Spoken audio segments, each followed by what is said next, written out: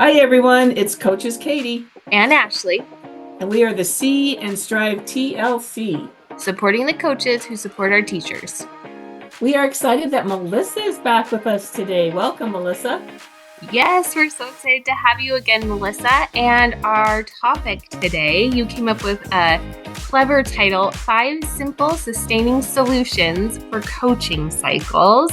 And we're excited to hear about these tips. So can you start us off with the first one? Yeah, absolutely. All right. So again, these are just 5 simple tips that help coaches to make sure that they're sustaining that coaching cycle from beginning to end. And tip 1 is to establish a clear shared goal with the teacher that you're coaching and continue to go back to that goal throughout the coaching cycle. And our reason why for that is without it, momentum will fade quickly. As you get into the hustle and bustle with the teachers that you're working with, it's easy to get sidetracked and start working on something else or forget the true purpose that you and that teacher agreed upon. So making sure that you keep that goal, consistently refer back to it is going to really help you out with sustaining the course with that. Yeah, excellent. I agree. Sometimes, well, not sometimes, most of the time, we're so busy as coaches that if you're not keeping track of who you're working with and which cycle you're on and what the goal is and going back and checking, it's easy, yes, to lose that momentum and lose track of what you're doing and supporting the teachers. And the teachers remember that. So they want that support and they want you to check in with them. Having a way to track that goal, it also really helps with coming back to it so that when you're observing the teacher, you have a form or note catcher that allows you to specifically track what you're looking for. And we have some examples of that too with Strive in our coaching handbook in the individual coaching cycles section, as well as examples of templates in our bundle that coaches can take a look at if they need some samples of what a goal looks like. That can be really powerful to bring the teachers back to their goal and then for them to be able to watch their progress towards that goal. Do you ever find, as we're like putting out fires throughout the school year, that the coaching cycle gets dropped? Or do you ever set goals for we're going to meet this many times per month to hold you as professionals accountable to the coaching cycle? Oh yeah, absolutely. Like you said, as the year progresses and moves on, priorities may change, but you never want the teacher to feel like they are no longer a priority or like someone else's goal or coaching cycle is more important. And then that actually leads us perfectly into our second tip. So our second tip for simple solutions for keeping coaching cycles sustained is to make sure you maintain a consistent schedule. And the why for that is exactly what you just said, Ashley, that if you're inconsistent, it can lead to teachers suddenly disengaging with the work that you're doing or feeling like they're no longer a priority, and then they won't feel supported anymore. So a tip for that I think really supports that is set a consistent regular meeting time with that teacher on your Google Calendar or your Outlook calendar. Have that repeated shared weekly calendar invite, and that maintains that you will protect that time. And we know things happen, but then it's always there instead of you being like, oh, I forgot to debrief with this teacher or I didn't reach out to them like I was supposed to. And I find what I find really helpful is if you keep the debrief meeting consistent. That way you can observe whenever's convenient for you, whenever's convenient for the teacher. But then it's every Thursday, we know at 1:20 we're going to meet. And the only time we don't is if we have an agreed upon reason to not do it. Very powerful. I think, thank goodness we have Google Calendars, right? Because Yes. it's so easy to keep track, and you start your day by looking at your calendars so you know where you're supposed to be and who you're supposed to be with. And that builds trust too with the teachers. If they know that you are committed to them and you're on their calendar. Yeah, excellent, Melissa. Katie, I don't know how we lived before the age of Google in Outlook calendars. And I know as coaches, we have sometimes inconsistent schedules. So I end my night looking at my calendar for the next day, and then I start my day with my cup of chai looking at my calendar for the day. I was going to say with the weekly meetings, that's a really brilliant idea for a coaching schedule, because oftentimes as coaches, we have all these tasks and we're kind of putting them together in this puzzle of a week. But if you already have something set up on Thursday at 1:20, it allows you to schedule all your other tasks around it. So it's a really good idea. That can lead us into our next tip a little bit too. So tip number 3 for simple sustaining solutions for coaching cycles is to use data to drive reflection and adjustments. So evidence for teachers that what you're doing is working helps validate the work of your goal and what you guys are striving for. And then it also helps guide your next steps. How is that done? You'll need to collect examples or data of that goal that you're working on to show if it is or isn't working. So examples of that might be collecting student work, observation notes when you're watching the teacher, using assessment data. And it could also be things like a checklist for how often a strategy is used versus a missed opportunity, a yes and no chart, particularly if you're working on classroom management. I recently worked with a teacher in first grade, and her goal was just to use a callback consistently to get the students and the class back on track. And so data for that was as simple as callback used, the time it was used, and then a second column for any amount of time where students were off task where that could have been used. And then being able for the two of us to go back to that when we did meet on our weekly consistent debrief meeting was so helpful to say, okay, look, you're using the callback about 80% of the time when you need to be, but there's this missed opportunity over here with this remaining 20%. So how can we get it closer to 100? And then how did you feel? And then we do the great thing where we ask all the questions from our question cards to help the teacher get to what they need to do differently and what's working. But data and evidence is going to help the teacher to continue to sustain the course on that coaching cycle.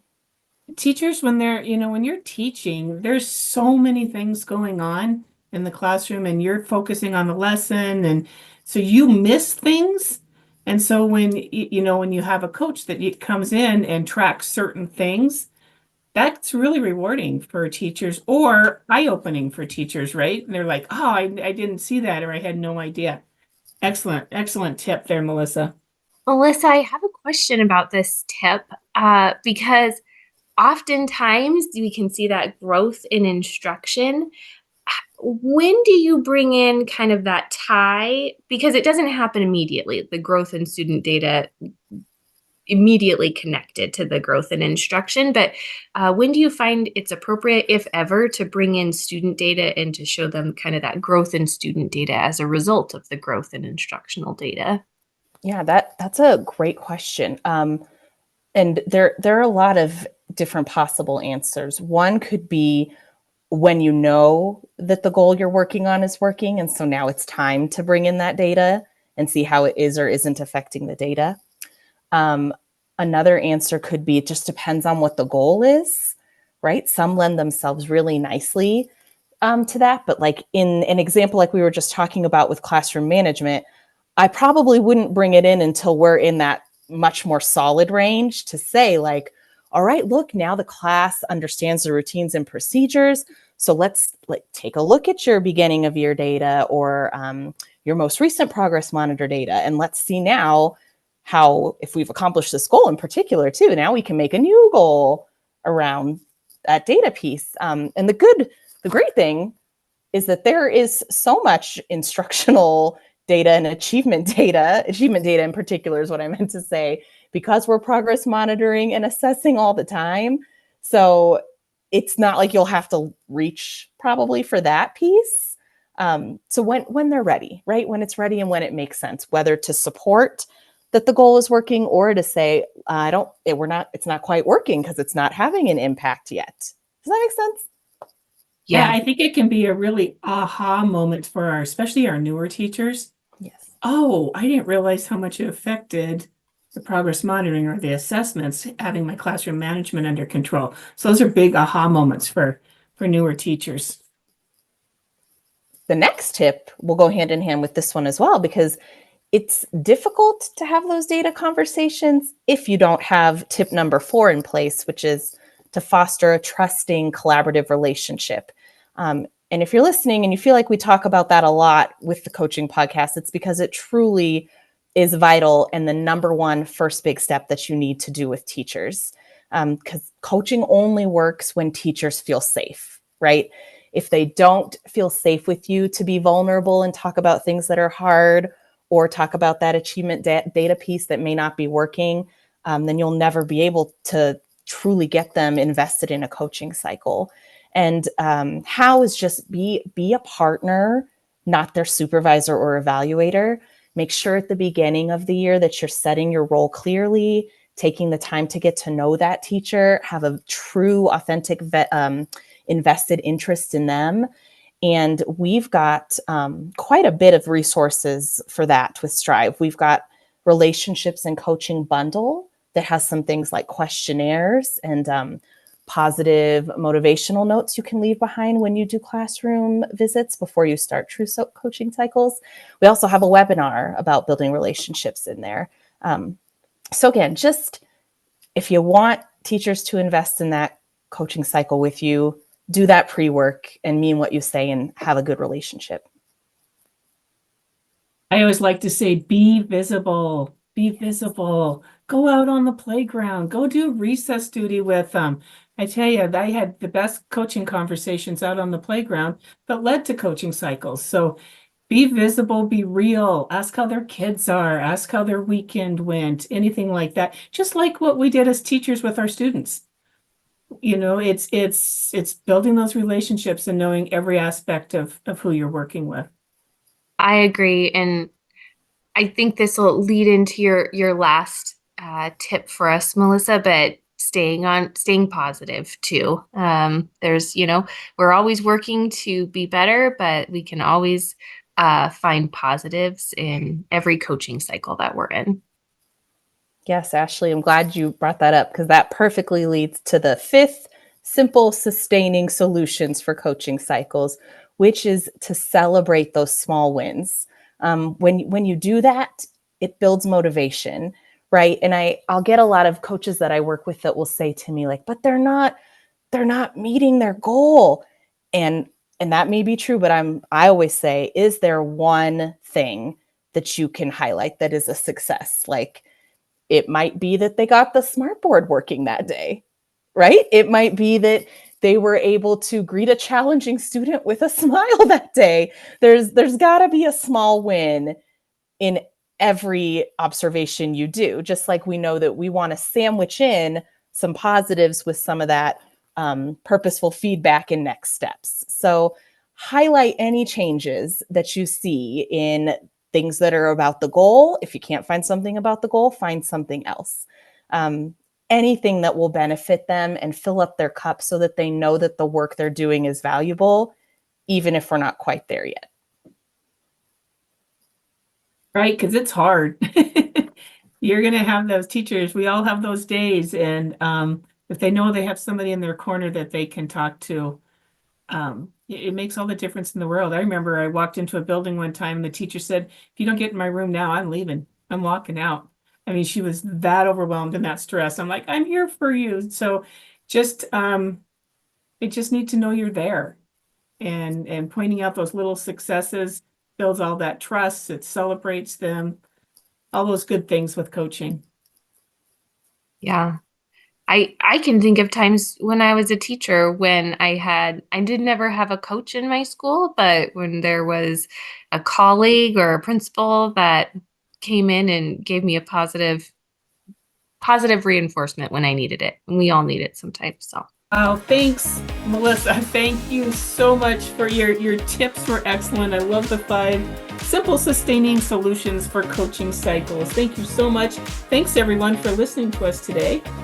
Yes, and remember, we're Strive TLC, supporting teachers, leaders, and of course, all you wonderful coaches. And don't forget to check out our free coaching bundles linked below that have many of those resources like those coaching trackers Melissa was talking about. Melissa, any last words for us today?